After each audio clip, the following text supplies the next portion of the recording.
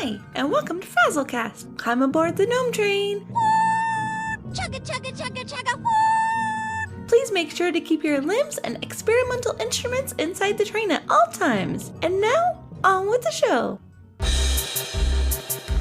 A podcast by a Blizzard fan gnome about World of Warcraft and geeky stuff. I promise you, they do talk about the World of Warcraft. They just go off the rails sometimes. Hey, it's never fun to stay on the rails all the time. It's fun to sometimes go off the rails and just have a fun time. And tonight, I'm Frazley, and we're going to have an awesome time because I am joined by Klanker of Tauren and the Goblin. Hello. And Spazz Wesson. G'day. So, this is our E3 episode, but not really E3 episode because E3 was kind of canceled, and now, there's been announcements out everywhere at all times.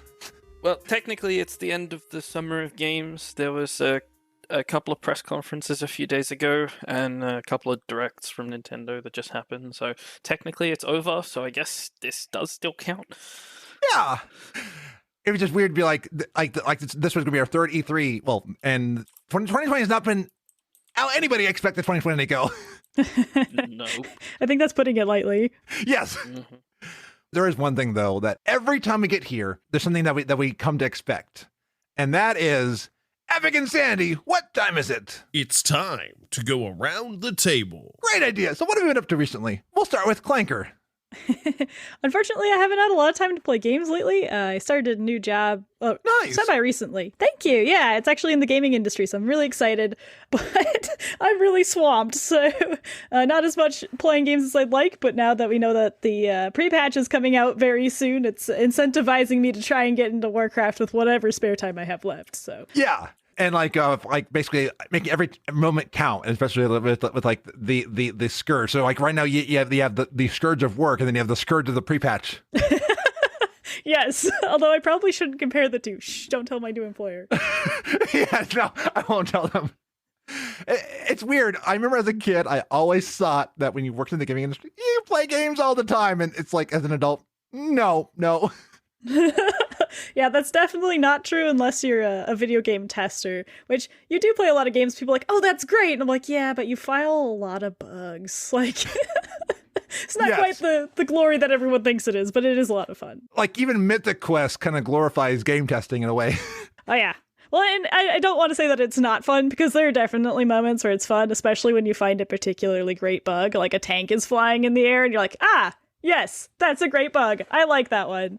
Yes. And then, usually each studio they'll send around their favorites between the testers. Like, oh yeah, I found one where this guy, when you kill him, he turns into the dog mob, or whatever weird stuff happens. So it definitely has its highlights, I would say. I can definitely say I've seen a few of that, like in the Shadowlands beta, at one point there's a place where you have all these NPCs around you. I got the NPC dialogue to happen twice. Every NPC was a group of 5 doubled. So this big army of 10 walking alongside me, and it was so cool. God, I'm sure some developer had nightmares about that. Yes, and I noticed when I replayed that same scenario later on, it was fixed. So I think it was good that I got that fixed. But somebody else that's been dealing with a lot of bugs, and we were just actually... We were defeated by bugs just recently before this podcast is Spazz. Hey, Spazz, how you doing, my friend? I'm doing well. I am.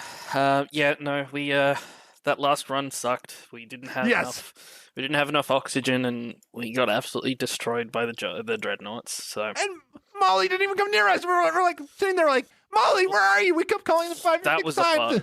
Yeah, that was a bug. That was terrible. Yes, we needed a game tester for that.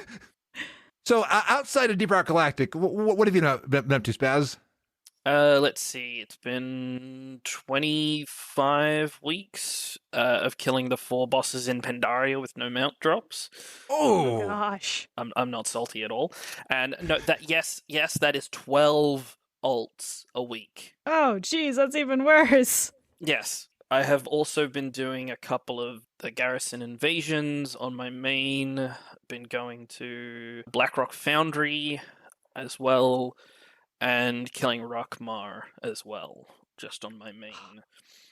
So when the Shy Anger goes...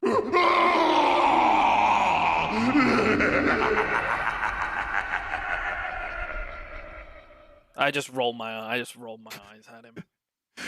Yes. He's like, "Bring your rage to bear," and I'm like, "I'm not angry. I'm just annoyed. And this I'm is just Cap saying. disappointed." Kappa said that he's been killing them for 8 years weekly. Yeah. Well, I'm 6 mounts off Pandaria. Galleon, Narlak, the Shire of Anger, Undastar, the one from Mythic Garrosh, and then the achievement from Siege of Orgrimmar, which I need 4 other people to help me with. And one of those achievements is a massive pain in the ass if you're not at level, because of the way that Thok works. He doesn't go into phase 2 unless 5 people are at half health. And at level 120, he does no damage. You passively heal faster than he can do damage with gear on. So I'm like, oh, this is going to be terribly impossible. But I can't remember if I have that one. It's the thrice locked cage. It's giant dinosaur versus Snail. Yeah, I think it's like the snail. Monstrous snail. Yeah. That is a great achievement. You got to push him in and out of phase 2 like 3 times, and instead of doing the mechanics correctly, you've got to unlock this cage that's locked 3 times, and then the snail comes out and just walks over him and insta kills him.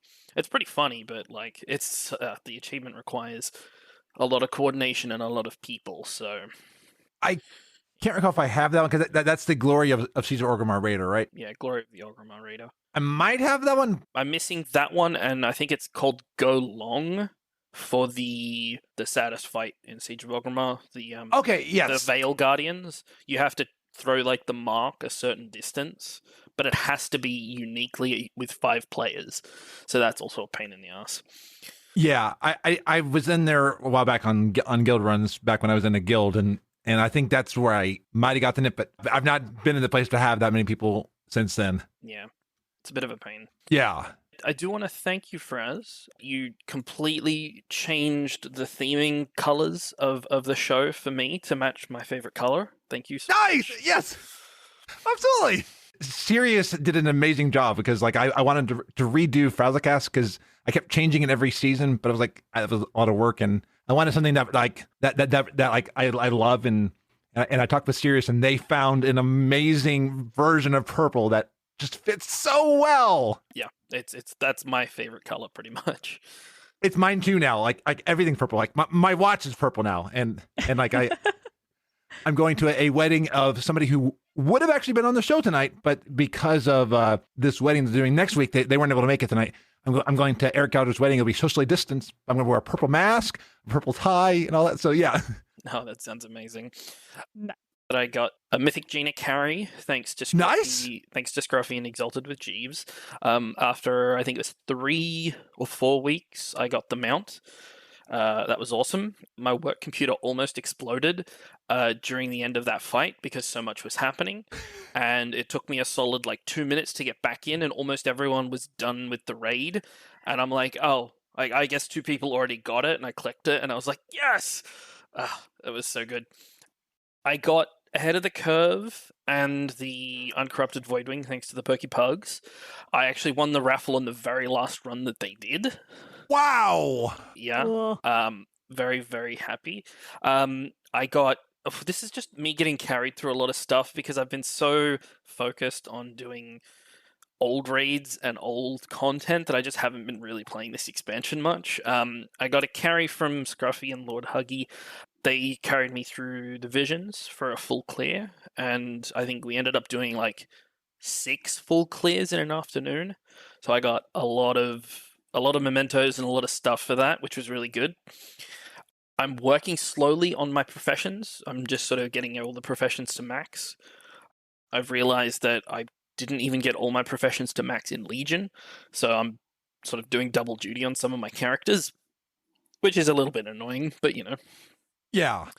And the last thing, I've discovered recently a new tabletop RPG, Vampire the Masquerade, 5th edition specifically. A group of friends and I are playing it now. Definitely talk with Sil because Sil loves that one because I actually was at some point going to be possibly part of it, but with like life balance, I could not commit to more than just one of that. But Sil was going to be doing I think at least a one shot or a couple shots of the Vampire Masquerade. Oh, nice. Yeah, because I bought the starter, the New Blood pack, as it were, and I've run it. I've run one session so far with some friends. We got about 3/4 of the way through it, and 2 of the players were falling asleep because they had work earlier the day. So the next session is next weekend. So the first part of that session is going to be like an hour where we just wrap up what we were doing, and then we're probably going to spend the rest of the night just making characters. So that's going to be pretty fun. Nice. I have to say, Vampire Masquerades reminds me of horror movies. Because am I right that one's pretty scary, or am I thinking of a different one? So Vampire the Masquerade is based around what's called the World of Darkness. Yes. So in the World of Darkness, it's basically the world as it is, but it's slightly different. The World of Darkness has vampires, werewolves, mages, changelings, like all this stuff. Vampire the Masquerade 5th edition came out a few years ago. They're currently working on a 5th edition for Werewolf, the Apocalypse, and apparently after that they're going to be working on Changeling the Dreaming in 2021 and then Mage the Ascension in 2022. So they're doing a full White Wolf, the company, is doing like a full update and rewrite of like everything, and it's really cool. And for the people out there who like D&D but hate combat, Vampire the Masquerade is what you're basically looking for. It's a storytelling game. It's not numbers based. Yeah, you've got a character sheet with all your info on it, but though the info that you have sort of generally affects how well you are in different situations. And so a lot of it is up to the storyteller to figure out how everything goes. I definitely like a good story. And on Netflix, I found a horror movie because I've been wanting to get back into horror because Michael has got me tempted to do that. Well, I found there is a horror movie called Girl on the Third Floor, and it's about a house, and it actually is based off of not like a full story, but like some of the history of this actual real haunted house. And it is freaky. Let me tell you, I recommended it to Kawasaki, and Kawasaki said, we'll never look at marbles the same way again. But then on I shouldn't say lighter note, but on a non-scary note, I also finished Tell Me Why, which is an incredible game. It stars a trans-masculine actor who also plays a trans-masculine a character. Really talks about different issues on that. Like I resonated with it so much, but also just an amazing story. And it's by the Don't Nod who made Life is Strange. So if you want to play it, the 3rd chapter just came out, and it's free on Xbox Game Pass, and really, really good. I loved it. It's not long, but you're gonna love every moment of it. And there's puzzle solving too, so I enjoyed that. What was funny is a few times, like on the puzzle, you could just decide to, like in the story, break the puzzle. So it's fun. And then in WoW, I've been working on Mount Rents as well, and the one I finally got was the Drake of the North Wind. So finally, don't have to go back to Vortex Pinnacle ever again, other than like transmog on other characters. So yes. Ooh. Nice. But with the Shadowlands coming out, we also love seeing. I was trying to tangent that, but I guess there was a death to my pun there, because my mind just was like, how do you connect Shadowlands to the next topic? But we are talking about our favorite gaming announcements. So I asked each of us to kind of think through an announcement that came out, because there's been a lot of announcements, some really amazing things, and kind of see like what's the one that like really resonates with you the most. Klanker, I'll start with you. So actually this announcement, as far as I understood, just came out, because I'm not gonna lie, I went back and forth with like 10 different topics, because there's been a lot of gaming news this week, which has been cool. But WoW had just announced that the polls had closed for the Warcraft mount voting, and that the Tree of the Ancients was picked. So we're going to be wandering around on a giant tree, which is good, but I was hoping for the Nerubian. Per predicted, it was the least voted for one, and I was very sad because I wanted my flying spider. Damn it. Yes. But that's okay. Oh. I know plenty of people that never would have forgiven me. Yeah, they would have been like, oh, and maybe there was a conspiracy about that mount, because like, you know, like a web of lies about stuff like that. But it was cool that Blizzard was like, hey, we want to give you the ability to choose what the community is going to get. And I agree that I think we're going to see all of them eventually. I still speculate that whatever we voted for is going to show up in our mount inventory as like a special surprise, and then it'll either be a thing you can achieve in game or something in the cash shop, because all of the ideas seem very well worked out. And yes, Kawasaki wanted the caterpillar. What I want to do. The caterpillar was cool. It's a cool idea. Lore enthusiast here, just the Nerubians, man. They're so cool. Yeah. They're like not just spider people, they actually like have this giant intelligent network. And yeah, if anyone's interested, go check out Ajol Nerub. Like just Google it and read the wiki, because it's amazing. These spiders are not just mindless mean spiders. Fall down a rabbit hole on Wikipedia. Yeah, oh, well, Yes. Yeah. That's kind of what I do, though. Mm-hmm. Welcome to my life as a lore enthusiast. It's just endless rabbit holes. But anyway, yeah. No, I love all the mount news. I do hope that we see all of them, though. I absolutely agree. I think they're going to do something with them. I hope so. Yeah, I was going to say, they've clearly put effort into thinking of all of them, and probably concept art as well. So who knows? They might be like game time mounts or achievable in game some other way. So. I could see like one of them being like one of the charity ones that they do, because even though I'm not doing BlizzCon this year, I'm still going to bet that Blizzard's going to do something for a charity. Oh yeah, absolutely. So. Definitely. And Spazz, I know you wanted the book. Yes. I loved the concept art that all of these brought up, and like the book one too. I like the person. Oh yeah, there was so many all the concept art was just so funny. There was one that was like a closed book where you ride on the spine like a land speeder from Star Wars. There was one where it was like an open book that you just lie on, and oh my god, it was just so funny. The community is so creative, and yes. Have you seen the person who turned weak auras into different things like Fight Simulator? And even this week I saw that they did like Subnautica, just like using weak auras, a thing that we don't even think that you could do that. Like it was like full like the name very much understates what that add-on can do. Like that add-on is so powerful, it's not funny. Actually, I did see a concept art for the I think it was the kitten, like the slime cat, where instead of riding on it, you ride inside it, which looked really weird. I'm like, do you have a breath meter when you're in that then? Or I hope not. I'm glad that you bring that, because Little Weird said no love for the Goo Kitty. Yeah, I love the Goo Kitty. I think it'd be cool if it could run up walls and like it'd leave behind like little sticky slime patches. Yeah, because there are. I think it's the Paladin mount the Paladin class hall mount leaves behind. There's like a lot of mounts trail of artifacts. So yeah, it would be very doable. But I'm like, yeah, it'd be cool if it could run up walls or do something really different, because it can't fly. Probably, maybe. Yeah. Well, that's the thing. The Goo Kitty, there are pets that you can tame as a hunter for it, and it's also a battle pet. It's been confirmed by, I believe, data mining in Wowhead. So if they make it a mount that you can get as well, people are going to just be rocking up with the whole family. So it's going to look pretty cool. And you know, the Nerubians, I'm kind of reminded of like the hive mind, because you said like they're all connected, like, and like their intelligence. It'd be interesting if you were like in the world and like every other person on one of those Nerubians could know where you are or something like that. Like you could coordinate.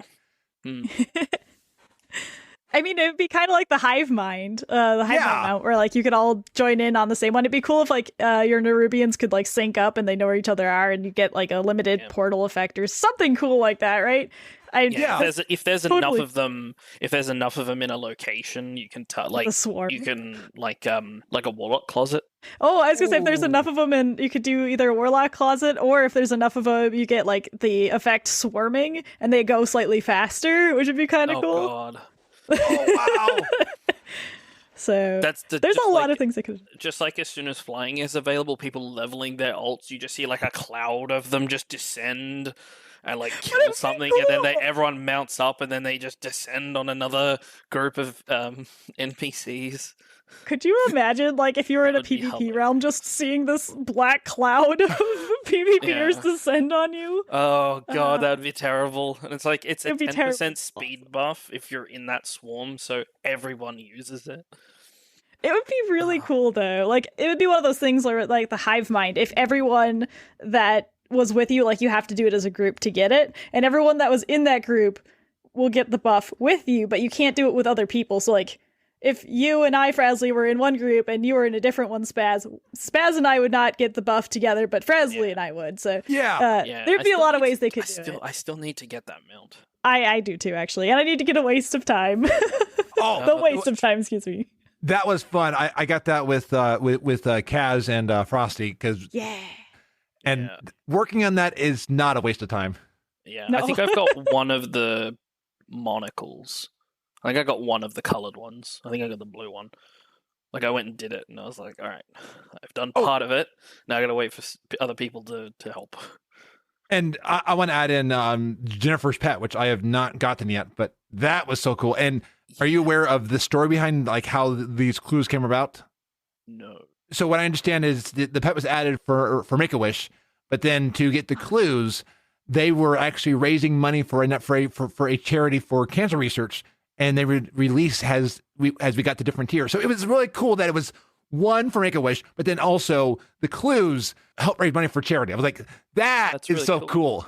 Yeah. I was like, smart idea. Yeah, well, and I actually looked over just the how to get Jennifer, and it's insane. Like someone sat there and like figured it all out, and it's crazy. It's like it has to do with like a musical staff, and I think there's a song that it plays or something like that. And you're just like, who figures this out? Like it's awesome to watch people, but you're like, my goodness.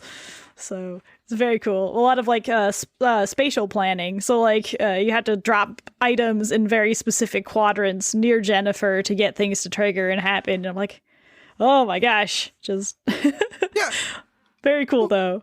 Who's thinking this stuff through? I remember when I was taken through on Lucid Nightmare, and like you go to Nomergon, and you like see all this stuff, and it's like, well, you have to go to this terminal. You have to type in the specific phrase from this abstract manga from somewhere, and it's like, how did somebody decide that all this stuff works and know where the stuff works? And the secret finding Discord, you gotta give it up to them.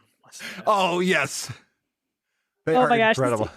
They're a lot of fun. Like I was in the Discord, oh my gosh, for a couple of the different secrets. I think Lucid Nightmare was one of them. I'm trying to remember what the other one was, but just watching people like go through it, and like I remember for one of them, it was actually like one of the hints was in the Chronicle Volume 1, and like there was all kinds of cool stuff where they mixed the media to physical and non, and it was good stuff. So I love when the devs put stuff together like that for us. It's a nice challenge. I can just picture like the quest designers have like these books of all these things, like these secrets that they're working on. And they're like, okay, now I can finally put in the game. And like, they're like up at night thinking through all these steps and like, okay, this obscure idea I have goes in this book right here, and it will one day make it into the game. I wouldn't be surprised if there's a master book somewhere, and it's like, chained up in this like underground dungeon with the fire and skulls and stuff. You're like, this is the master book. Yes, all the secrets. Yes, because you must reach developer level senior to touch this book. Yes. It holds all the knowledge of WoW. It was given to me years ago, and it's what we use for all the secrets, but you must never reveal the secrets until it's time. Yes, and it'll be right along, set along next to the Sword of Truth, the little USB from South Park. Yep, the South Park episode of Make Love Not Warcraft, which is still my favorite South Park episode. So yeah, and next to it is the dance studio code. Oh yes. Yeah, there's a hard drive that's just it's covered in rhinestones. Or it looks like a disco ball hard drive, and someone's just like, "What's that?" It's like, no, never plug that in, never. It's cursed. It's a cursed object. On the day the game is about to die, like 24 hours before we shut the servers down, you plug that in. Yes. I was like, less than 1 million subs break glass, and they're like, now we plug in the dance studio to get everyone back. Yeah, bring them back. It's WoW 2, Electric Boogaloo. Oh gosh. Oh, I still want it. Me too. Me too. I want to customize dances because I was a dancer and musician in the Star Wars Galaxies, and I had so much fun, having scouts come in, and I heal them up with my singing and my dancing. Yeah, it would be nice if you could change your dance in WoW. Yeah. I mean, it's good that everyone, like, each race has a dance that's sort of locked to them, but they don't really have any sort of link or anything. Yeah. All pop culture references, and some of them are a little dated by now. Yeah, like the male Draenei dance. Like, good lord, who remembers where that came? Who remembers the meme that came from? Oh, I think it's Indian, the Indian dance that it has a name, but I don't remember what it is. But yeah, yes. Oh god, I can hear the song and I don't remember what it is. Like I can't hear the words. Oh, yeah. I don't know if it's ridiculous. Anyway, it is old. But I mean, that's one of the things I love the most about Warcraft, though, is that it has pop culture references that span its entire lifetime and before it as well. Like, yeah. It's just fun because, like, sometimes you'll get an achievement and you'll be like, what is this? You'll go search it on, Urban Dictionary or whatever. And you're like, wow, all right, okay, very cool. This was, like, before I was born. Yeah, you load it up on Wowhead and someone's like, I remember this meme. And you're like, I have no idea what that means. Yeah, exactly. But what's also cool is it feels like it's a history of memes, too, right? So, like, you scroll through your achievements, you get, like, a Y because it's red, or...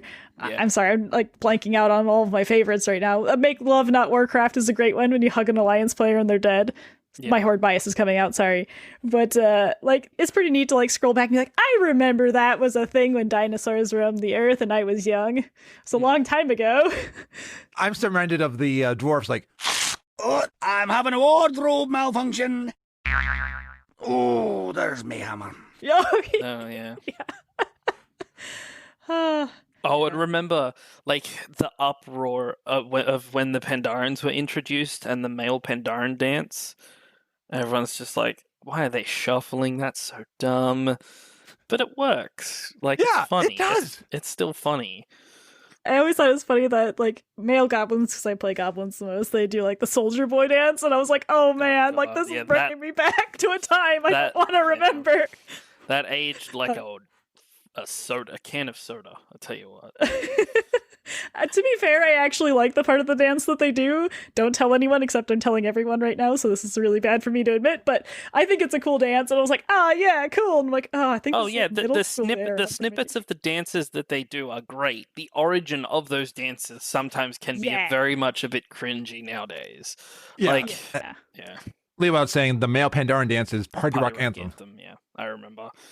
That song was played ad infinitum when it came out. Oh my god.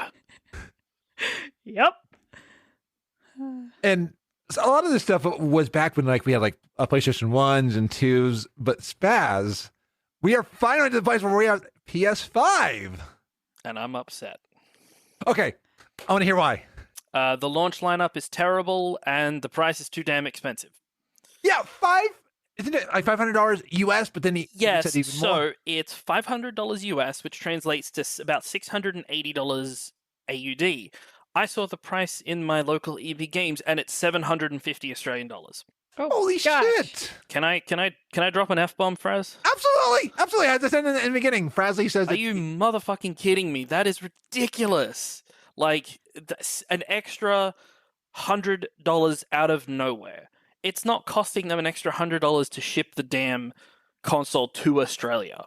That's fucked up. Like it's ridiculous because the one with the disc drive is the $750. The one without the disc drive is $600. Why? It's ridiculous. And like there's not multiple tiers because like Xbox Series S, not as good as Xbox Series X. Yes, it's $299. Well, that's the thing. I looked into the specs. The Series X is the best console, technically, according to specs. The PS5 is only a minor step down. The Series S is technically not even as good as an Xbox One X. Okay. Like, the high-powered Xbox One is better than the Series S, spec-wise. Maybe they've done something to it, like, internally with the operating system that makes it better. Honestly, I'm giving points to Xbox. Xbox has won this console launch. Like the Xbox Series X and Series S, they're cheaper. You can get them on a plan. You can get a payment plan where basically you pay $30 a month for 2 years, I think it is, and on top of that, you get Game Pass Ultimate. Included that? Game Pass Ultimate is $30 a month anyway, isn't it? So Yeah. you're getting an Xbox for free. Wow. And that gives you like xCloud too. And like and Ultimate gives you both on PC and Xbox. Exactly. However, the PlayStation, it's a more powerful console technically. It's more expensive, which is ridiculous. However, the other thing that they've done is they've marked all of the PS5 games as $70 US, which means they're going to be over $100 Australian. I'm not paying $1,000 on launch day to buy a console and 2 games. Yeah. Like, I paid $2,500 for this monster of a PC that's sitting next to me. I'm not paying over $1,000 for a new console. And on top of that, the launch lineup is not that great. Miles Morales is probably the only one that good anyway. They said that PS5 is now not going to be backwards compatible with PS3 and forward, like, and behind. So, like, they never said it was going to be.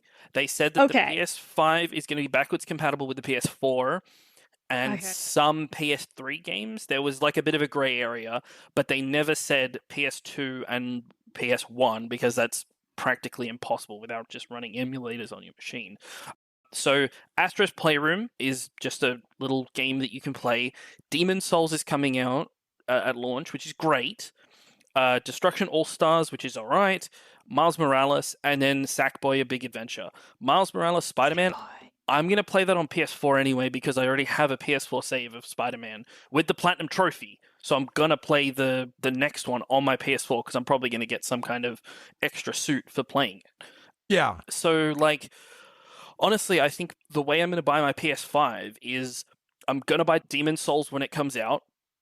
I'm going to buy a couple of other games as they drop. And then at some point when the PS5 is not $750, that's when I'll buy it. So I'll just have a stack of games sitting on my shelf waiting for me to play them. And I'm going to keep playing games on my PS4. Like, I'm almost finished Ghost of Tsushima. Yeah, I know I'm way behind, but I've been playing it slowly on the big TV upstairs. And when I finish with that, I'm probably going to get Avengers. But then Avengers is also going to carry over to the PS5. I'm going to get a free copy of it, technically, on PS5. There is no word on how your save files are going to get transferred across from PS4 to PS5. So, yeah, it's just kind of a bit of a weird situation. And on top of that, the console looks terrible. Like, not including the very first PlayStation, the grey one, all the PlayStations have been black. Why did they make this thing white? Like, it just doesn't work. Like, I have every console sitting upstairs in a very nice display cabinet under my TV, and the PS5 is going to look like a sore thumb sticking out, and I hate it. I'm probably going to spray paint the damn thing black. I saw someone, I mean, when the image of it first released, I saw a lot of people taking it and tweaking it and doing various things to it, but my favorite one is someone took the console, and I don't know if anyone out there is a Yu-Gi-Oh fan, but they took Seto Kaiba's head and literally put it on top of there, and it looks just like Seto Kaiba.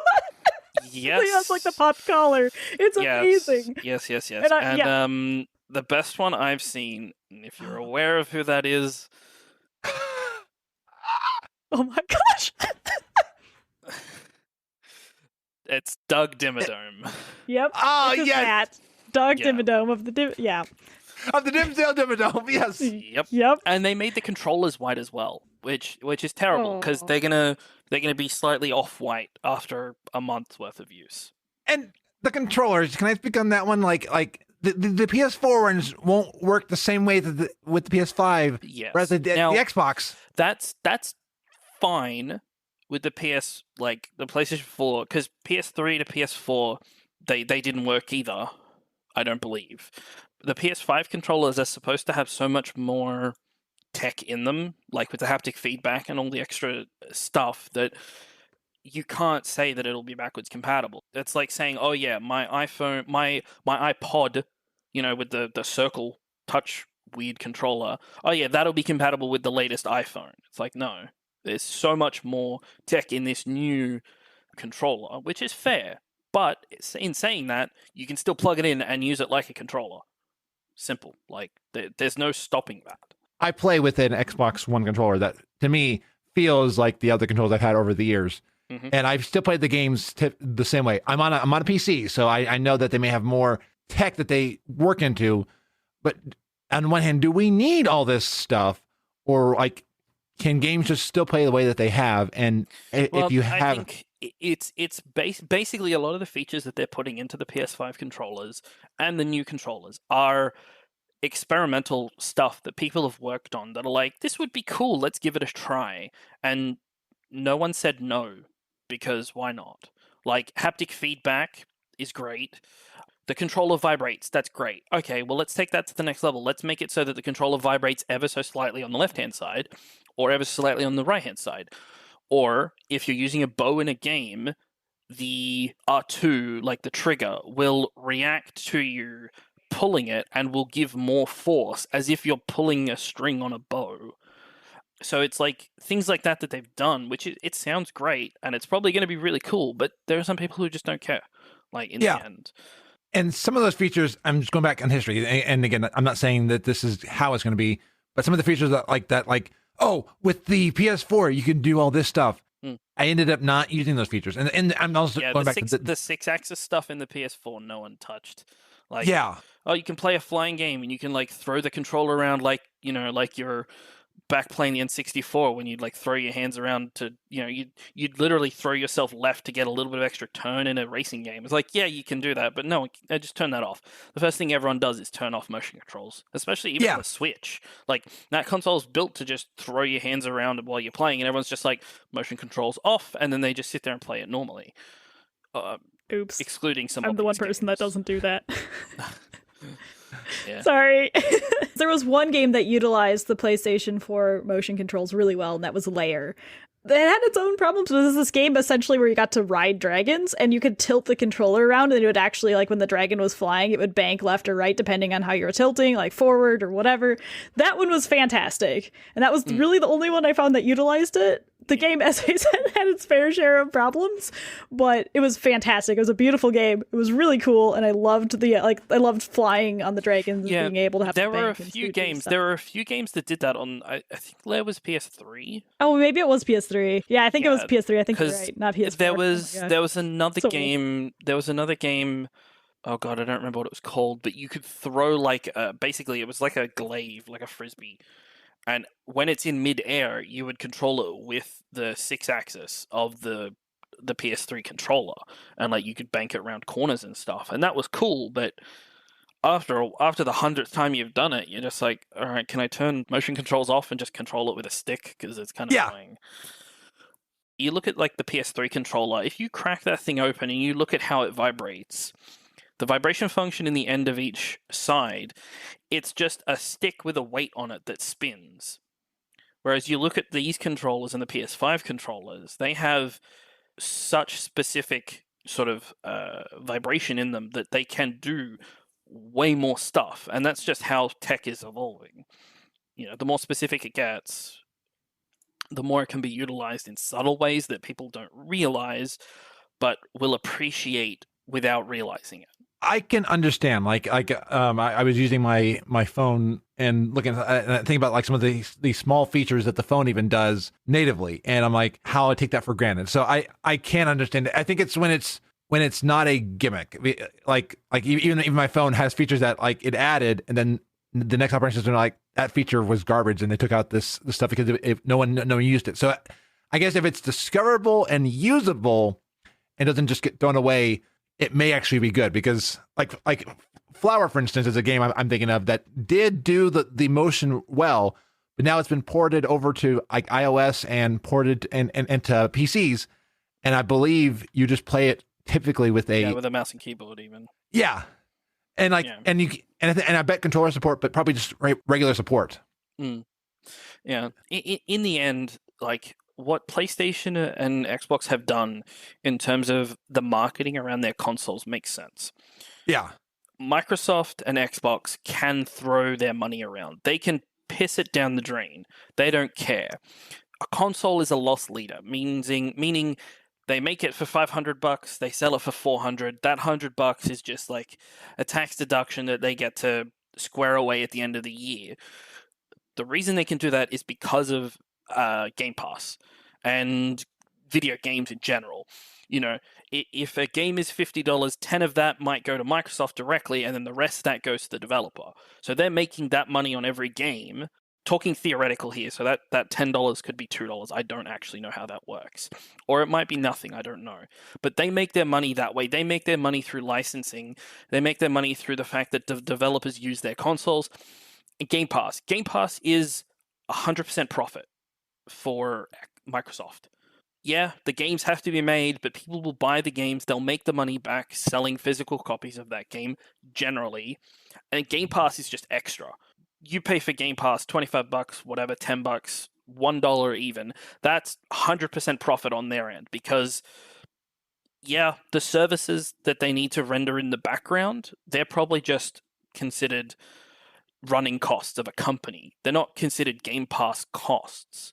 So in that way, it makes way more sense that they've gone the route of Xbox and Microsoft as a PC is a service. So if you have a really good PC, but you want an Xbox, buy the smaller one.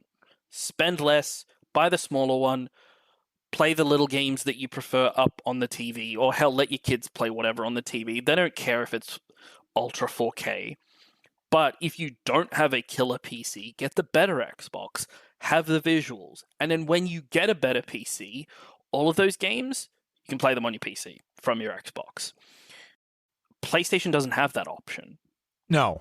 PlayStation had to come out of the gate with, basically they had to kick Xbox off a cliff and say, we are the top of the mountain. And they've kind of done that because their console is technically similar, and some would say that it's a little bit better, but technically I don't think it is, like spec-wise. But they had to plant their flag down and say, no, this is what you should buy. If you want high-end gaming, you buy this big thing. So it's just a matter of perspective. I mean, it's very much a much tighter race this generation, considering last generation Xbox was, hey, buy an Xbox. It's going to replace your Blu-ray player. Oh, and there's some games on it too. And they completely shit the bed on that because everyone's just like, I don't care. I want to play games. And they're like, nah, you can watch DVDs. And everyone's just like, but I don't want to watch DVDs. I want to play games.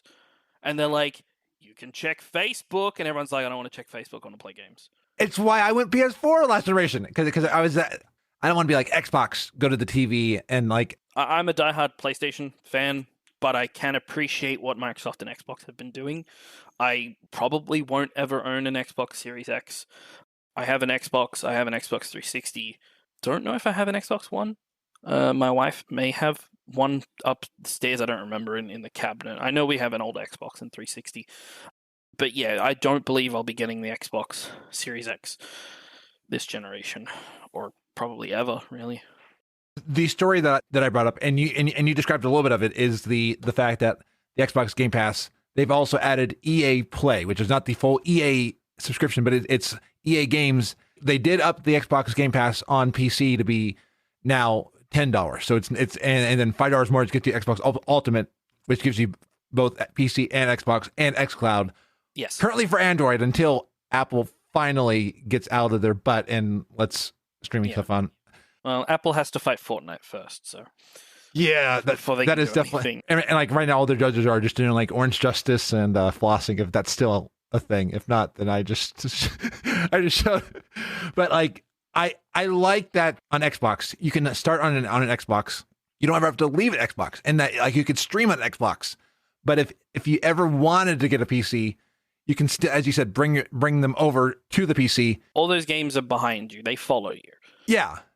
And I don't think there's really any Xbox console exclusives that, because if I'm seeing it right, a lot of them are coming to PC, which is really cool. Yeah, so I did notice that a lot of console exclusives will also be coming to PC, like the new Final Fantasy 16. Everyone's like, yeah, it's exclusive to PlayStation and eventually on PC. Yeah, there's another game I won't mention, but that you might have to wait a year for it. But if you're not gonna shell out $700 for PlayStation, then you're just gonna wait a year. And you know there are tons of people who are playing Horizon Zero Dawn for the first time because they didn't have a PlayStation. Now that it's on PC, and everyone's going crazy for it, and that's such a great game. waiting a year.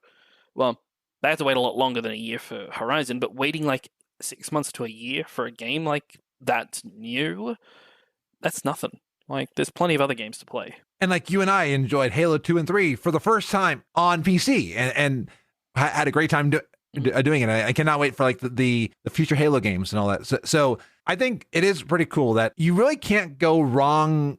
Initial launch lineup of a PS5, you possibly can go wrong, but at least they have backwards compatibility. Yeah. But it's both consoles are really trying hard and all that. Yeah. PlayStation have said that a lot of games that are coming out on PlayStation 4 and 5 are buy once, play twice. Yes! I love that now, too. They haven't confirmed cross-save or cross-play. Okay. They have just confirmed that if you have bought Avengers on PlayStation 4, when Avengers PS5 drops, you can play it. And I'm pretty sure that is a launch game. The problem with that is a lot of people are saying that the Avengers on PS4 is not good. It feels like it's one of those titles that came out on the PS3 when it was meant to be developed for the PS4 and has been completely hamstrung. But people are still enjoying it. It's still fun.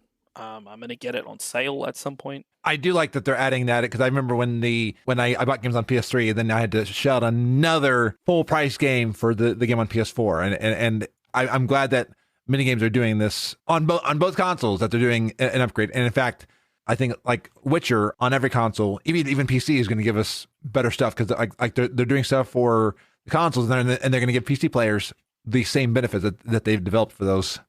I think that was a really good discussion on games and the console. And again, there's way more news than we even covered it in this. Klanker, will you be getting a next-gen console?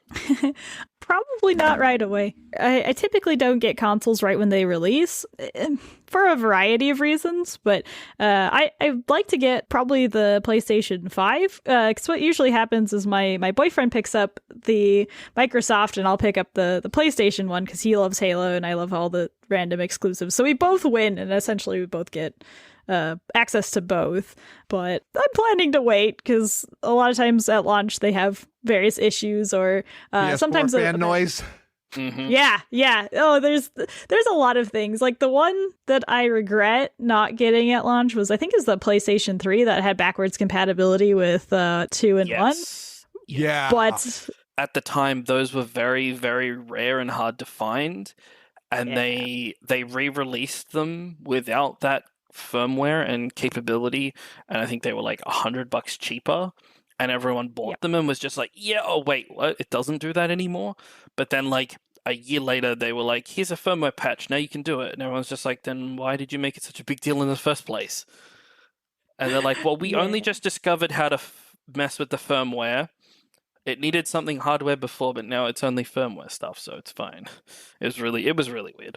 And Spazz, are you going to get any of the next gen consoles? I think you kind of said definitely the PS5. Well, I mean, the price is probably not going to drop for a good 2 years, but at some point, my wife's tablet is currently dying, so we need to get her a new tablet, and that thing's like $700 for just the tablet itself, and she also wants a Surface, Microsoft Surface. That's $2,500. So that's, but it's for what? Like, it's for the work that she does. So absolutely, if anyone wants to commission Sirius, she needs the monies. So awesome work too. Again, the new FrazlCast logo, I love it. So highly recommend it. Mm-hmm. And I'm not going to get into the consoles. I am on the Xbox Game Pass, and I'm going to be. I'm not the ultimate because I don't need the Xbox stuff or even the xCloud, but I'm excited to play the stuff, and I'll even break it here. I don't think I'm going to be getting a Switch. Not that the Switch anything wrong with Switch. I just don't think it fits with me at this moment, and I can't justify the extra cost. Nintendo's running its own race. Yeah. The thing is, the Switch initially. It's weird because the Switch had sort of two demographics without realizing it. It was aiming for young kids and Nintendo fans and or people that travel for work. Because you're not taking your PS5, your PS4 or your Xbox with you on the road. But you can though. You've seen all those mods in those carrying cases? It's possible. Yeah, you can get a games case if you want, but those things are expensive and they're heavy. or you can just throw your Switch in your bag and your controller in there too. I play it on the train every morning, pretty much, unless I'm asleep. I know I fall asleep on the train home. But yeah, it's very much a console that you can sort of have on the go. So I mean, Nintendo's always been running its own race. It's always half a generation behind in terms of everything, but it still sells like crazy. Oh yeah, I remember a podcast, I believe it's Remaster, had one of the people who used to work for Sony said that the Switch did what they wanted to do with the Vita, because I was all in on the Vita and the PSP. Oh, so was I. The Vita was such a huge hit in Japan, but such a flop everywhere else. I mean, so was the PSP. But that's the thing. Japan is such a public transport place. Like, everyone takes public transport 99% of the time, or they walk. Whereas every other country is so focused on cars. Like, no one's playing their Vita on the drive to work. But in Japan, on a train, everyone was on their Vita. And so I do wonder, though, could the Vita play YouTube still? Yes. My Vita still works. So you could technically watch Afterlives Revendreth on your Vita. Yeah. So Definitely. I will put a spoiler warning here. Gadzooks, spoiler warning. I don't know how long we're going to talk about. What were your reactions to this? And if you want to hear even more detailed, the Tauren and the Goblin goes into way more detail. So what are your reactions? Well, my favorite quote from the whole thing was just... Yes, you're right. Yes.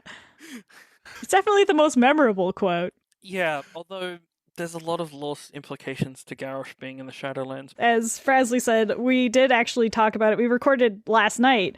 I missed it because it was at work and in meetings. Yeah, well, I was going to say, we talked a lot about what, all the different implications it has, and, the Wheel of Death clearly wasn't broken when Garrosh went there. There's a lot of things to think about just in what they've shown us.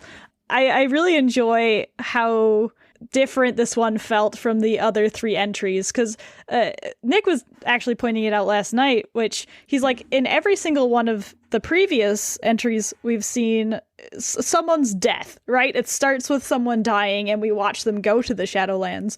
Revendreth was completely different, where we didn't actually follow Garrosh into the Shadowlands at all. We didn't watch him from his death and go in with a familiar character. Instead, we're following I forgot the leader's name. It starts with Sire Denathrius. Yes. Denathrius. I'm like, it's not Denareth. Yes, Denathrius. Or, he's addressing his people. He's very pompous. He seems quite arrogant. And instead of actually seeing Garrosh, we see him in snippets, but we don't actually get anything from his perspective. So it was a very different style. It was very fun. I loved it. I thought it was great.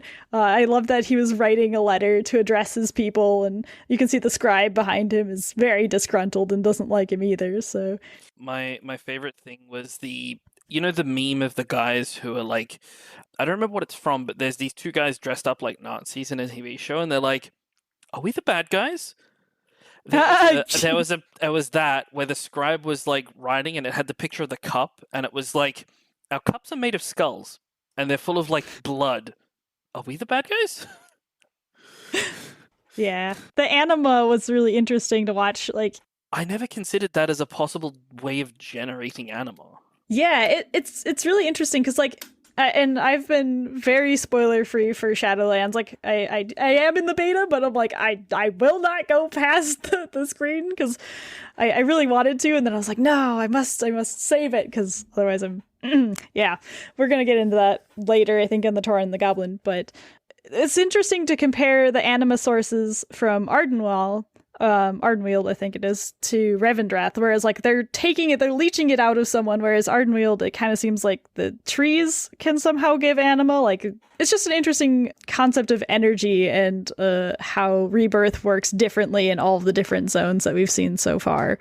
Or not even rebirth, but just entering the Shadowlands. My assumption was that the Venthyr in there, they help the person overcome their negative things by doing good things, not just by wringing them dry, and then when they're done, they're just like, okay, I'm not angry anymore. Or could Garrosh be some kind of of outlier. Like, everybody else has to overcome all the BS that they've gone through, but he's just so angry they have to wring him dry first. Well, I'm wondering if maybe because you see how Saranatrius is again so pompous and doesn't even realize what an asshole he is and all that. What if they? I think he knows. I think he knows. I think he knows how much of a cunt he is. Okay, good. Because I think so. And maybe they're like, okay, we could help Garrosh and help work through Garrosh, but it's just easier just trying to drain Garrosh. Maybe they're going for the easiest way out. Yeah. Well, that's the thing. Like in Revendreth, you get given a stone of your sins, right? Yeah.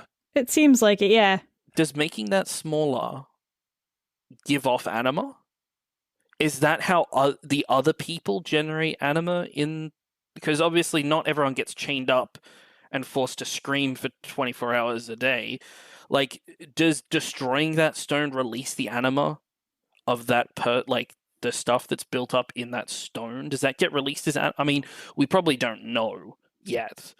But because is it just, they crack the stone open when they finish, and then that anima gets released into the sort of, I'll just say atmosphere, and then gets spread to the other zones, and then that person goes to the zone that they should be in, whether it be, whichever of the other zones. Like, I would don't that know. make sense? Because there's just so many questions. Too many questions. Right, because I was wondering something similar, and then there's the scene with all of the aristocrats that are holding their stones, and clearly they're siphoning off the bigger stones. Like, they're taking anima back, and I think they drink it or they consume it in some manner.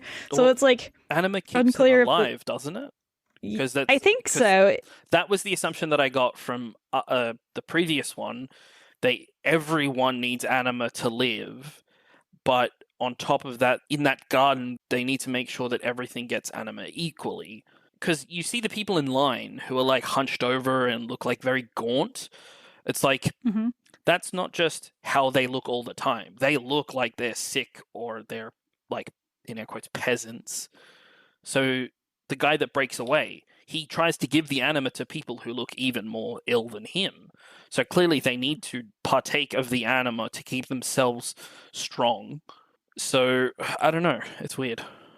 Yeah, I got the sense that they're not actually trying to help Garrosh as much as everyone would like to think. Because what's interesting is I don't doubt they're trying to help him either. He's a battery. He's just a battery. He literally says. Yeah, pretty much. He's like, oh yes, the usual workhorses, and that's where I think we see Garrosh for the first time, or it's either the first or the second time. But second. Yeah. Second. Okay, I was gonna say I thought you saw it the first time. Yeah. Anyway, it'll be interesting to find out more about that specifically, because I'm interested. There's so many questions they have to answer, and I'm sure they're not going to get to all of them. But I swear, Revendreth is going to be the one zone that I level through the most slowly. Because I'm I have so many questions. I'm going to read everything and do every side quest and try and figure everything out that I can, because none of this makes sense. Also, if they didn't lock Sargeras up with Illidan in the last thing, I honestly would have hoped that maybe at some point we go underground and find Garrosh, and we just find Sargeras just chained up and screaming as well. Because I want to know who else they have chained up like Garrosh. Yeah. What other... I believe Kael'thas is confirmed. Yeah. He was confirmed in that zone. Yeah, in the zone of Revendreth. And I've seen some stuff, and I have not... I don't believe I've seen Kael'thas. I would assume he'd be working with Sire Denathrius. He's a pompous blood elf. So would he not be working with Sire Denathrius? That would be maybe, my assumption. I highly doubt he's going to get... I mean, obviously we know that he's going to be in a dungeon, but I doubt he's going to get redeemed. I doubt he's going to... The Shadowlands Amelia setback, he's going to find a way to rip himself through the veil and come back to Azeroth Prime, maybe. Yeah. Yeah, because I'd be interested to see who else they have locked up with Garrosh. Because, off the top of my head, I can't even think of anyone who is angry or crazy, maybe Gul'dan?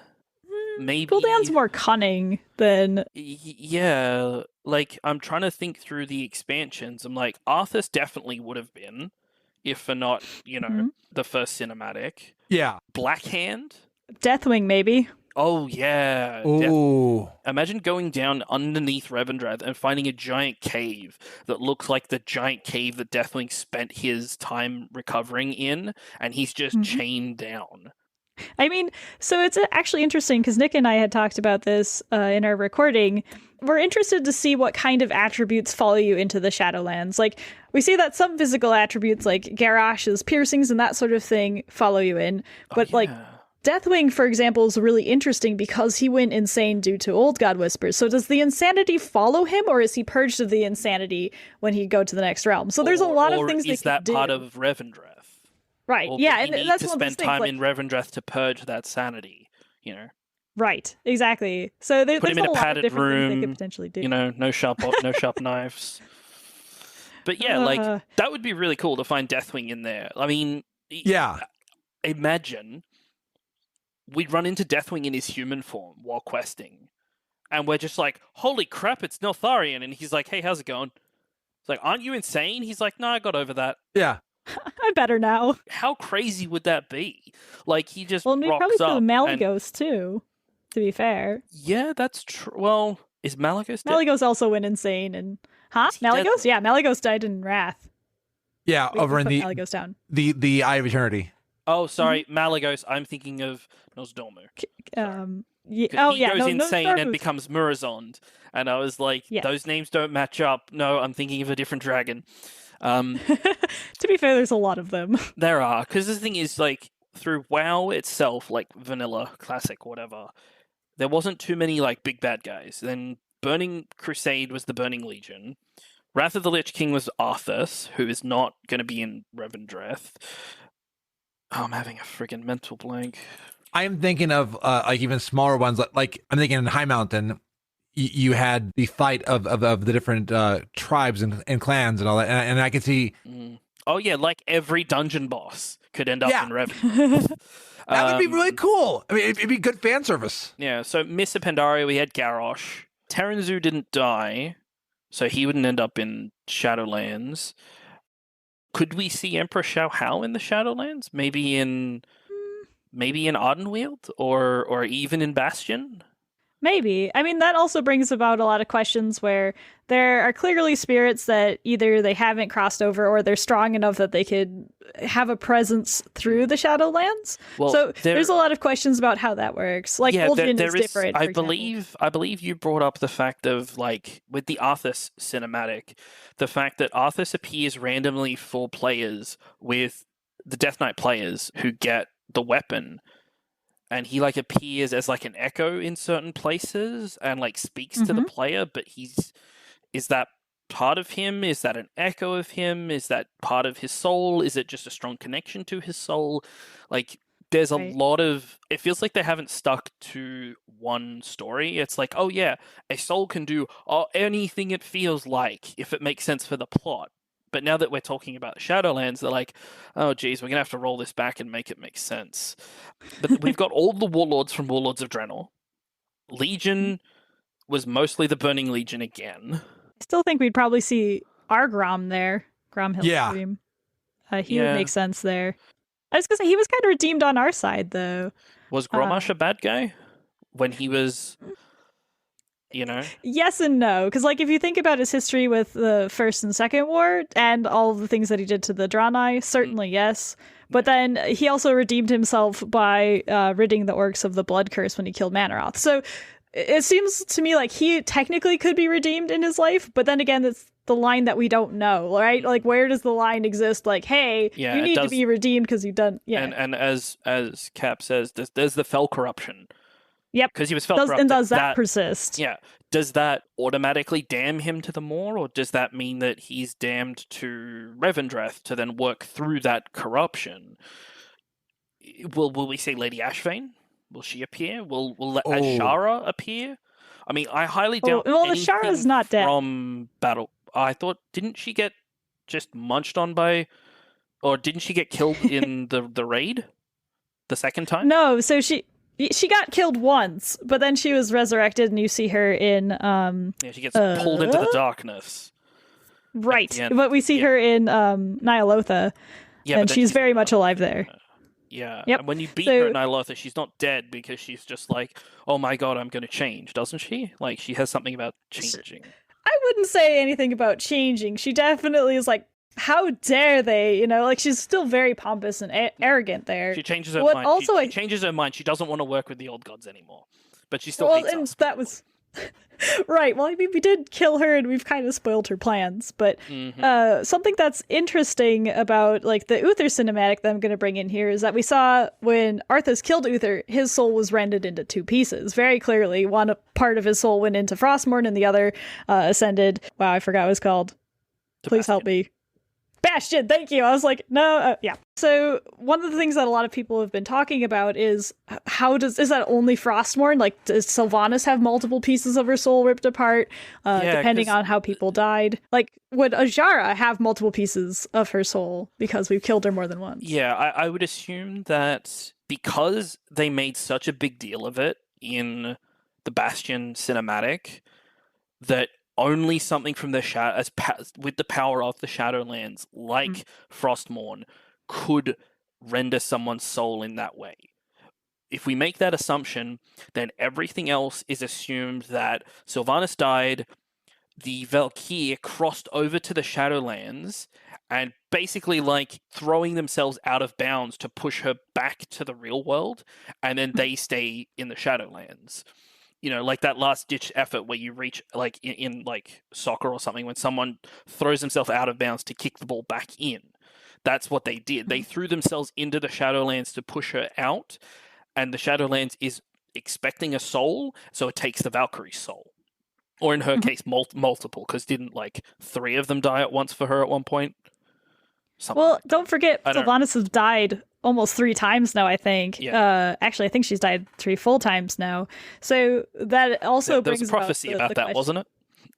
Yes. Yep, there was. Yeah, but no, so, it wasn't like the first time or second time she died, multiple Valkyrie had to give their life for her? Or was it just the one? yes, I believe that's actually true for the second and third time, because the third time, I think, was the They gate. probably had to push harder to get her soul back because of how...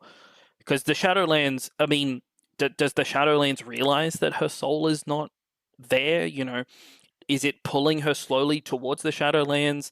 Does that then mean that all Forsaken are bound and much harder to resurrect? And then, like, does that mean Azeroth has such a strong connection to our souls as players that even the Shadowlands can't, you know, beat that, in air quotes, override that? Like, it's such a cascade of all this stuff, like so many questions upon questions that I highly doubt will ever get answered. But my favorite enigma to try and puzzle out are Forsaken Death Knights, because you're like, okay, so do they... Presumably they still have a soul of some kind, but it's like that they've been raised by undead magic twice now. Like, does it take pieces of their soul each time they're raised? Like, we know that eventually they lose themselves. Yeah, because it says that the undead sometimes forget who they were in life. And then on top of that, Death Knights do remember who they were. Yes. So it's like you would remember it's a different your kind of life? it's a different kind of resurrection. Or heck, maybe, you know, you get resurrected as undead, all of a sudden you have no idea who the hell you are. You get killed, you know, in Northrend and raised, and your mind like breaks and you're 2 people because of how long you spent as an undead. Actually, I do know someone who is an undead Death Knight in game, and his character's name is Double Dead. Actually, one of my best friends is a undead Death Knight as well, and his mind, like you're saying, has been completely rended at this point. Like, he can't think very coherently, so my Death Knight is the one that kind of leads him around. But interesting, there's a lot of questions that I hope that they'll at least allude to answers, even if they don't fully answer them. Are there any lore undead Death Knights? I think there probably are. I can't think of any off the top of my head. Because, like, how do they react? Do we know their history? Do we know who they were when they were human, who they were when they were undead, and then who they were, like, as a Death Knight? Do we have the precedence of they were one person all the way through? You know, they were John, and then they died, and then they became Harry, and then they died again, and then they were John again? Like, do we know, like, how that puzzles out. Probably Well, not. the only thing I can think of, I think, if I remember correctly, and I haven't played through the Death Knight artifact quest, so you're going to have to forgive me, but I believe it's Morgraine, who is already dead, goes with you, and at one point, this is a little bit of a spoiler, he dies, and you bring him back, and then he gets risen as one of the 4 horsemen. So he's the only one that's double dead that I can think of. Yes. That still seems to be very much himself. Yeah, however, he is such a strong lore character that the rules don't apply to him, basically. It's true, but it's one of the few examples I can think of. I like what Leibow's saying, that there are many more realms in the Shadowlands that we will never see, and some of those who have died could have gone to those, and that's also cool. Because I remember, like, when they were unveiling the Shadowlands, Ian was like, "And see this empty area? You can add more stuff there." So I mean, more patch stuff, but also even more stuff just to speculate. I find it fascinating how each zone has a purpose, but this is only the 4 purposes that we've heard about. Yeah. Right. You know, there could be a whole zone that's just a pit where, you've just got to climb out. Yeah. Or I think that's kind of what the Maw is supposed to be. That you the more is an climb out of escape. it, though. Yeah. Right. That's kind of it, though. I think that one's supposed to be the pit, if anything. But unless you're talking about like redemption, which I guess sort of relevant there. Actually, there was I don't one know. question that I had. In that cinematic, all the fancy pricks had chains on their arms. Now, is that the chain to their stone, or have they already been freed from that stone and shouldn't have that chain? Or is that chain like leftover? I think that it looked like they were all chained to their stones. That's at least the implication that I got, is that like everyone there is chained to their stones. And again, I don't know if they're ever freed. Like if that bond is broken, are they free? Do they die? Like I'm not sure yet. But it looks like everyone still is chained to their stones as far as I can tell. And I wonder, does the stone make you more evil? Because again, they were all assholes, and you might wonder, like, does the stone make you worse? And then once you're done with that, Yeah, because I'm looking at a freeze frame of the cinematic. It looks like the chain goes from the goblet that they're holding to their belt. So does that mean that they have hollowed out the stone into a goblet that they then use? ooh, I mean, it could be a lot of things. It Could be any number of things, really. I think it could, like, maybe the vessel can also change. So, like, I don't know, like some people have stones, or maybe they've been able to use magic to transform it into something more practical. It'll be interesting to see if they ever address that, because I did notice that too, where some people are carrying stones and then they're carrying goblets, and you're like, huh, so is it like a leveled up stone, or like what's going on here? What if, as long as you have, is it called a sin stone? I believe so. I'm trying to remember Regardless, if you have that stone, you can't drink mana, because the mana in the anagram, the anima in the stone sustains you, but to the point where the stone is almost nothing, at that point it then maybe it like depresses itself into some kind of cup that then you can use to drink anima from other sources. I mean, that sounds way complicated, but it's possible. I mean, if they are never to let go of that sin stone, or maybe these guys are just pompous cunts and have never gotten over those last few sins and are just like, you know what, I'm just going to take this stone, cut the top off, put a thing on it, and now it's a cup, because fuck it, why not? Leroy brings up a good point. There are a couple of characters in the questing experience who don't have their sin stones with them. They hid them away somewhere, and I'm like, I remember that. Maybe it's just too big to carry. Yeah. It's like, where's your sin stone? You see that mountain back there? Yeah. Well, that's it. Yeah. Oh, I hope I don't have any sin stone. The size of a mountain. I'm hoping mine is no bigger than a basketball when I get there. Yeah. Hopefully I can work that off pretty quickly.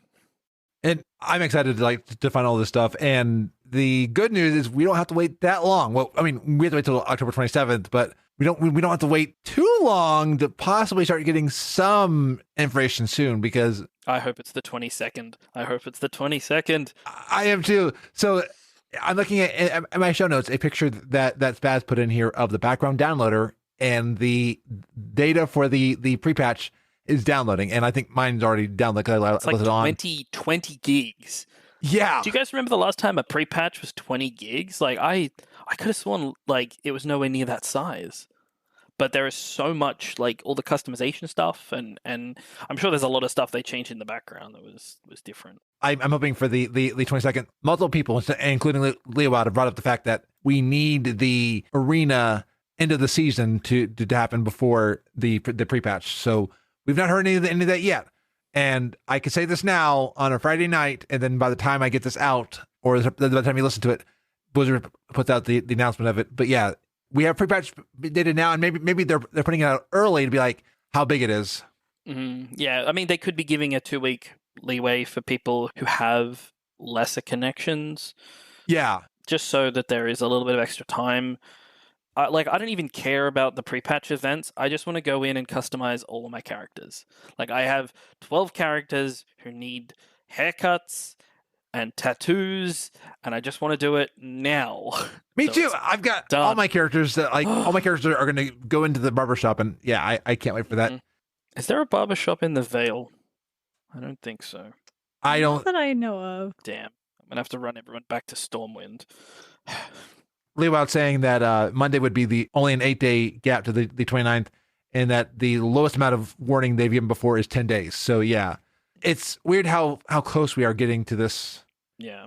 I mean, I would hope it's the 29th and not like the 6th of October, because that just doesn't seem like enough, because there are still people who want to use the event to get ults to max level. Yeah. It seems like it's cutting it too close. Like, I thought the Legion invasions of the pre-patch for Legion were like going on for months. I mean, I'm probably wrong, but like it felt like they were going on for months. I don't think it was months. I think it was like maybe a month, but there was so many of them up all of the time that it felt like it did feel like it was longer, and I actually really enjoyed that. It was a very cool way to introduce the Legion. Yeah, it was a lot easier. It's like, oh, there's an invasion up, let me run 3 characters through it. Oh, there's another invasion up, let me run a couple characters through it. And eventually, everybody's sitting at max level. Kept saying that Legion started late June and all that. And oh, yeah. I felt like BFA was too short, in my opinion. That's the other thing. Leo Wild brings up the level squish. Yeah. Everyone's going to have to get used to the squish and the new ability unpruning. Everyone's going to have to completely rework their bars. Like, everyone's going to get, like, a whole bunch of new spells. I'm excited, though. I'm going to speculate that either there's something that's happening that they're trying to iron out before they bring it in, or maybe they're not using Garrosh enough to get the servers ready, and they have to. And Garrosh is now down, going. He's the thing that actually secretly powers all the WoW servers. Oh, not the hamsters. Okay. No, the hamsters are there as backup for when he needs to sleep. They're just sitting there sipping coffee, waiting their turn. That's when the servers crash. Is when they switch shifts. Whenever the hamsters are not doing it, they do the hamster dance. Well, they gotta have a break sometime. Oh my gosh. Well, there are DDR machines at Blizzard, from what I. Oh my god, I gotta see those. Okay, I think. And Leo Wild got our title for today. Garrosh is a hamster. Beautiful. It was Dayani, heliocentric. She's always posting about like DDR stuff that she's done, and I swear there's one on the Blizzard campus. I wouldn't be surprised. Well, before we finish this episode, one thing that we did ask because of like the gaming is we were asking, what is your favorite gaming announcement of this year? And like the three of us talked about our announcements, but I decided to ask the community what your announcements are. Syl said that the Shadowlands release date is what they were most excited about. Yes. I agree. I'm also very excited for Shadowlands. I think a lot of people are. Sassy says, I mean Shadowlands. Like, Pandagosta says Shadowlands for sure. Marty says the new Spider-Man for PS5. Oh, yes. Oh, yeah. That looks amazing. Jetta Faye says Shadowlands, duh. Tom says Big Yeetus, which was just launched into Fall Guys. And in fact, I spent an entire stream last night. It was fun doing a Fall Guys stream, and Big Yeetus, yeah. Oh, Fall Guys, they have done some cool stuff. Like they've modified maps so that you expect something and it's not how you expected it. So Fall Guys could really go in a good direction if they keep doing this stuff. Yeah, no, I was very excited to see a lot of the stuff they implemented for like anti-cheat and the big Yes! and they're doing a lot of good stuff, and they're definitely listening to the community. So good on you, Fall Guys. I haven't played it yet, but I've watched plenty of people who have, and it looks like a lot of fun. I think it's Sai says, I saw a game called Second Extinction announced for early access on stream. It has dinosaurs, guns, and it's co-op, and I'm interested in this title. Yes, that sounds like a lot of fun. And Spazz co-op, it sounds like possibly a future game for us to play. Sounds like it. We'll see when it drops. I may or may I not wonder. be looking at their website right now. There was a game I played quite a while ago, a couple years ago, where you got to play as dinosaurs. So I'm wondering if this one's the similar. Extinction sounds familiar, but then again, there's a lot of games called Extinction, so yes, that's probably not helpful. But very cool. I'll have to look at it. I think I remember Total Biscuit actually reviewing that one.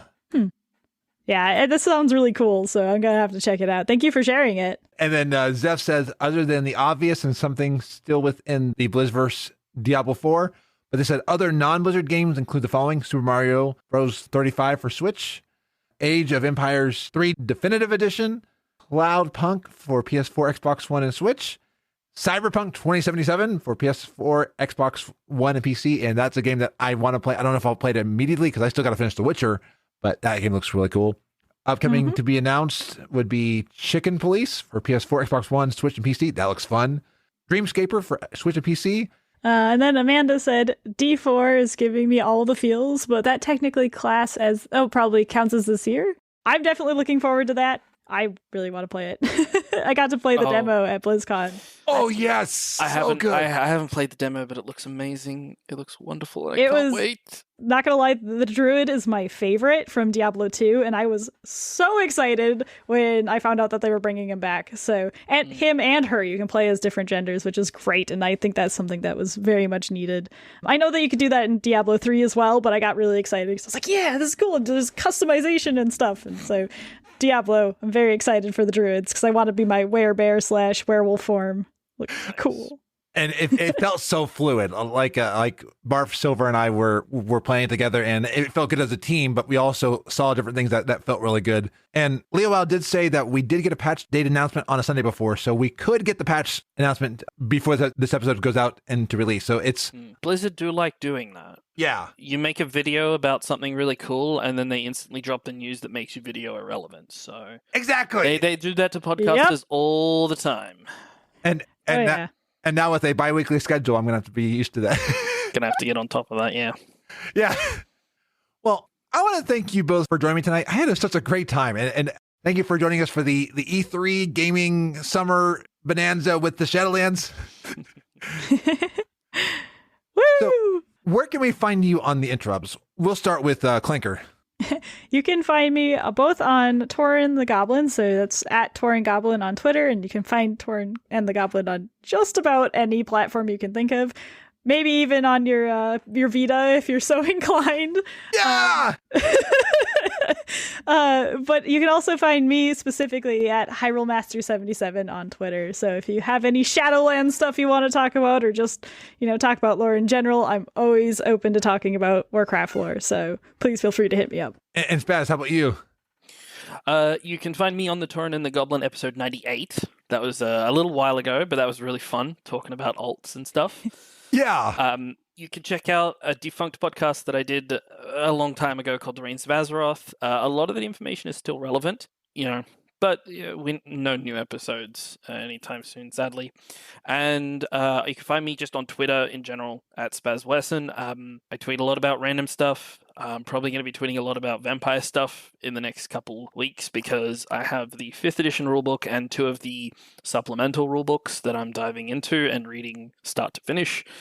So yeah, we're going to get into that. And you can also find Spazz regularly coming back to FrazlCast quite often, and also in like a year from now, maybe we'll see. Yeah, or maybe half a year, but it all depends now on the bi-weekly schedule. Yeah, I was gonna say half a year, but now it's bi-weekly, so it's a year from now.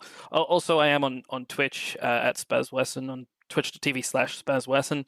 I generally only stream now on Saturday mornings. Life is kind of sucky for me at the moment, so I'm not really streaming much. I'm trying to carve out, now that my Sunday mornings are open, I'm trying to sort of sidestep some other stuff so that I can still stream Sunday mornings, but like I'm just trying to figure that out. I get a life is I've had to make some changes in my own schedule too, so I'm with you on that, my friend. If only we could slow down. Life is meant to be savored, except when life is like, speed up and do everything. All aboard the hype train. You can't get off. Oh, gosh. No. Yeah. No, for everybody else, the pandemic slowed life way down, but apparently the train that we all got on was moving very slow detached, and now we're on the we didn't even realize we're on the hype train. Yeah. Activating customized offer safe transporter.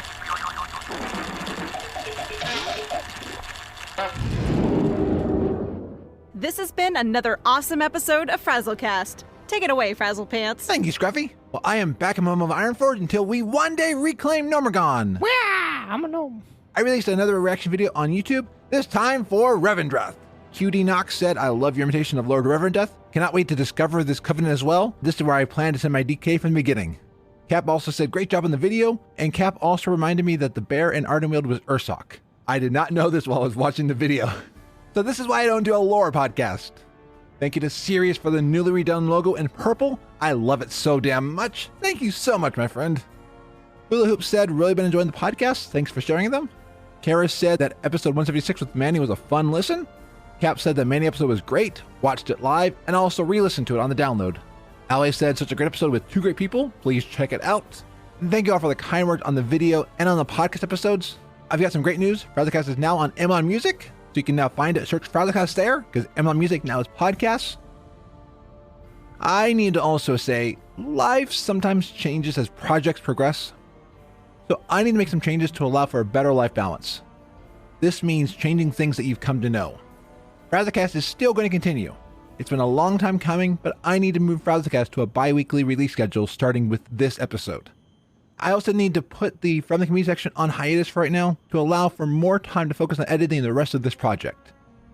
This will allow me more time on Thursdays and on the weekends to possibly add in an additional stream or two, but also time for work, school, and life. I don't make these changes lightly. With all of these changes, I thank you for continuing to believe in me. It's rough making these changes, but I know it's ultimately for the better. I want to avoid burnout and find a balance in my life. Thank you for the understanding. And so many of you were understanding. I got some amazing responses. Ali said, I'm proud of you. You do what you need to do to balance that life out. It's the only life you have, and you need to live your best life. I'm 100% behind you and not going anywhere. Tom said, as someone who recently moved to a bi-weekly schedule, I can totally understand where you're coming from. I think if you have multiple areas you're covering across Twitch and more, it actually makes sense to free some space and have a podcast every other week. It always felt like the default for a podcast was that it had to be weekly, but your podcast rules. And yeah, absolutely. And I edit the show, so doing that every single week was great, but it was causing some strain in some parts of my life. I don't have an editor. I don't have a team of people doing this. I'm doing this all by myself, really. And then Lucas said, you do whatever it is you need to do, Fraz. Don't you worry. We'll be here eagerly waiting for you to grace us with your presence. And Professor Talib said, sounds like a good decision to me. Take care of yourself and balance. Posty said, you've got this. Kara said, I know you take pride in your work, so I hope this adjustment allows you to still feel your creations are up to par with your standards. Quality over quantity. QD Knox said, healthy life balance is important. You have all my support. And Strong Coffee said, I'm in, and posted a picture of Superman with a leap of faith. And I am also migrating the podcast host for FrazlCast. I'm hoping that nothing will be impacted by this. You hopefully should not notice anything, but if you see any delay or issues with things, this is why. Let me know if something breaks in the migration. You know, gnomes, we break stuff. Not on purpose, but it just ends up happening. And now it's time to announce who won the Shadowlands beta giveaway. I received an overwhelming amount of entries, but for sake of time, I'm picking out some of my favorites. By not listing yours, it does not mean I didn't value it. So the winners are Dragon, Nerf My Rejuve, Sieves, Morps, and APAC WC.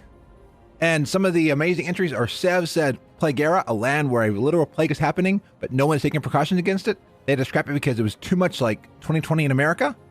Absolution.a said, Lonadar, the land of meaningful choice. This place is where all the souls of min-maxers go. The leaders of Lonadar will constantly force them to make meaningful choices until they accept that they can't always make the right choice and be ascended into higher beings. Casuals. Rogue Styley said, Shoelands, a zone where buildings were made of nothing but shoes, but they didn't have long enough to implement it. Nihar said, I think an underwater zone would be cool, but considering a lot of people do hate swimming around, and unlike that one zone in Cataclysm, this zone would not just be swimming. The zone would have a huge globe underwater that you can swim in or take a teleport to. The globe underwater would work like a normal land zone where they can walk around with the full city of Tortolans. After Tortolans pass away, they can finally make it to the water. The buildings in the underwater globe would be crab shells because the Tortolans got revenge on all the crabs killing them on Azeroth, and then used their shells as housing. They would also have a large town hall area that is made of the Elder Turtles shells where they perform important rituals, meetings, and etc. The zone story would be focused on some large sea monster that had been terrorizing the Tortolans and trying to destroy the globe. F-Stup said Shadowlands, and that is S-H-A-D-O lands, inhabited by the Shadowpan, but it was too similar to Shadowlands. Osawa 8877 said the fridge, scrapped because they couldn't open it. Treva Bay said small zone, it just wasn't big enough. Bog said Stormthong Valley, like Stormthong Valley but with more thongs. Snapper Frog said Ghouland. It's an amusement park where the attractions try to eat you. It was scrapped because it made some people sick to their stomachs and left them feeling a bit rotten. Gamebuzz Sean said Frazzleweald, where the spirits of all dead gnomes go. It would play out like a survival horror zone as you run from hordes of cute little ghosts trying to blow you up with broken inventions. Dracora said the Dadalands. It's the place where dads with the most terrible jokes go to die. When they get there, they say, I'm dead? Everyone else shouts, Hi, Dad, I'm Dad. Luke said Alter Timeria Land, a land where alternate timeline dead souls go to. There are 5 Godans and 6 Garrosh Hellscreams, to name but a few. Tom said Arthas World. Come along for fun for all the family. We've got inflatable Frostmournes, souls on a stick, and get your picture taken on a replica of the Frozen Throne. But please, don't lick it. I see your Christmas Story reference there. Sibweo said the Fastlands, where things go just a bit too fast. Maxopeb says Cabbage World. They didn't want to also add lettuce. Seeb says T-Land. They want to eventually add B-Land. Morp said Fields of Chaos. Within this realm, order is non-existent. The dangerous souls that roam these charred fields are the ones who, in life, were torn apart from within. The beings who were crazy or mad, deemed too dangerous for all the other realms, here they rot away for eternity. Nerf My Rejuve said one of the most feared parts of the Shadowlands has to be the part where the souls of all the critters we kill in Azeroth and other worlds. In this part of the Shadowlands, the critters become their most frightening form. That squirrel you killed while you were level 3 in Goldshire, he's now preparing to take his vengeance and become a rabid beast awaiting your arrival in the Shadowlands. Alice says Wonderland because the rabbit was mad. And I want to thank everybody else for all the amazing responses. I did not add all just because I got so many responses, but you all had me laughing. Thank you so much for entering this contest. I wish I had more keys to give away, but congratulations to all the winners. And Navarre says, everyone that listens and are part of the community are the true winners. Oh, Navarre, I love you, my friend. I used random.org's drawing service to make sure each entry was fairly drawn. Each week, in addition to thanking all those who give back to the show with encouraging words and support, I also like to thank those who give back to the show financially. Thank you to my patrons out there on Patreon, Cap and Sister Lord. And thank you to my Twitch subs out there, Amanda of Geek Caring, Anna, Austin of Frank's Hot Sauce Guild, Burkhart, Cap, CNC Panzer, Crunk, Cuffy of Charactercraft, Demi of Third Faction Show, Dennis, Epic Insanity of Frozen Nerds, Vandangly, Fiesta Taco 1983, Gemma, Grand Negus of Control Alt WoW, Halionics, Harlow, Hottie Chicken, Infinitori, Generic Live, Jenny Gamers, Jetta, Jendon, Corinsa, Kiki, Kawasaki, Lil Weird, Lucas Grandma, Lucas of Cardiac Valley, Marty of Two Nerds Maybe More, Mentally Live, Monica of Geek Hearing, Only Shadowkin, Panda Gosa, Puffin, Red Fang Fox, Rake of Charactercraft, Savvy the Nerd, Scissor Lord, Soylent Greener, Spazz Wesson, Sinistar, Taro, Teleroid, Terwinkle, Uncle Will 6, Veteran Forces Gaming, Zorts the Goblin, and Zolzilla of Bronze List. And thank you to Burkhart, Halionics, and Sister Lord for the bits this week. And thank you to Miss Susie Q, who got a amazing mug and said, I just started getting back to the offices every other week. I thought I'd get something fun and to cheer me up whenever I need to get my caffeine fix. Keep up that hard work. Hope school goes well and all that good jazz. Thank you so much, my friends, for all of your support. If you want to support the show financially, please go to support.gnomepodcast.com. There I've got links to the Twitch subs and to the Patreon. And if you have Prime Gaming to Amazon Prime, you can use your free subscription on my channel and get access to ad-free viewing and awesome emotes. And all of your support goes helping support this labor of love. Thank you so much. Well, I'm Frazley, and you can find the show at gnomepodcast.com. You can catch past episodes and find out many of the places where you can subscribe to this show to keep the Gnome Train coming at you. Well, until next time, be awesome. Oh, and before you go, here's a song caption based on the title of this episode, Garrosh is a Hamster. This is a surprise for listening through to the end. Love you all, my friends. Deep in the heart of Revendreth, a fallen hero bleeds. Bound in chains of agony, brought low to his knees. The rage it builds, the rage it feeds, in death as it did in life. Tragedy or karmic debt, how does one decide? For now he serves his master's lust, and suffers for his pride. Oh, Garrosh, son of hell's scream. Hamster song, baby. You gotta love it. FrazlCast is a fan podcast that covers Blizzard games. We are not affiliated with Blizzard Entertainment, Inc. Views expressed by the hosts and guests are their own. Some of the art, music, and sound effects come from Blizzard Games, and they are owned by Blizzard Entertainment, Inc. No copyright infringement is intended. This show is for the community, and it contains contributions from the community. The Gnome Train intro is by Alley of Dungeon Fables and All Things Azeroth. The opening music is by Brandon T. Blaylock. The Gnome Roar is by Jen of Morally Grey Podcast. And the Frazzle Pants bumper at the end is by the Scruffy Druid of Loot Optional and Viral Voice Arts. This show is brought to you by Dragon Powered Studio. Find more at dragonpoweredstudio.com.